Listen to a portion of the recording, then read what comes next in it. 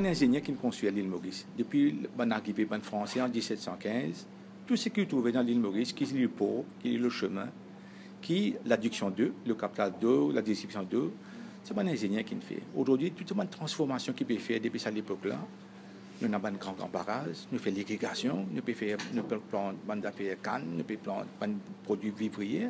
Quand on a de l'eau, il y a des ingénieurs qui amènent de l'eau, fait de l'irrigation. Aujourd'hui, nous pouvons vivre dans un monde qui peut évoluer beaucoup, donc il y a beaucoup de changements technologiques.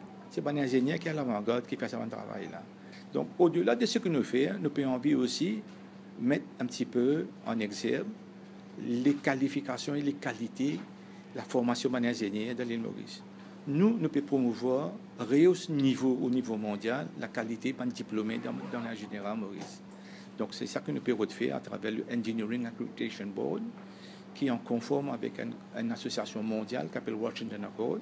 Nous pouvons produire ingénieurs de normes internationales qui peuvent permettre aux ingénieurs de travailler de haut, mais en même temps, ils peuvent faire Maurice reconnaître que nous donnons une éducation dans le domaine de l'ingénierie au niveau mondial, donc qui peut permettre beaucoup de monde de venir apprendre aussi à Maurice. Nous avons venir un Regional Educational Hub. C'est un peu disons, le rêve du gouvernement aussi, mais nous pouvons faire ça une réalité dans 5 ans. Et on a tout un calendrier de travail, de certification que nous-mêmes nous besoin gagner tout d'abord de Washington Accord. Donc nous besoin d'avoir un règlement, nous besoin d'avoir une procédure, nous besoin d'avoir des gens formés, nous besoin d'avoir un accreditators, et nous pouvons accompagner pendant ces 3 premières années avant de devenir un provisional member de Washington Accord. Nous pouvons accompagner par un expert de Washington Accord. De même, nous pouvons contrôler nous. Nous pouvons besoin de visiter l'université. Nous pouvons besoin revoir le calendrier de travail, de la formation, le syllabus.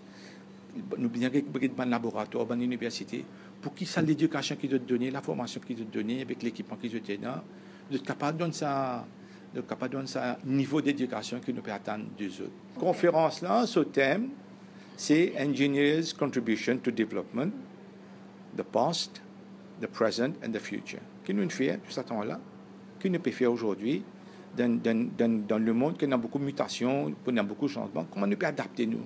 Et Maurice, quand nous bien reconnus, nous suivons dépendre de l'adaptation au changement. Donc c'est ça que nous thème, c'est ça. Et nous pouvons envie du monde connaît aussi que nous pouvons faire dans l'avenir.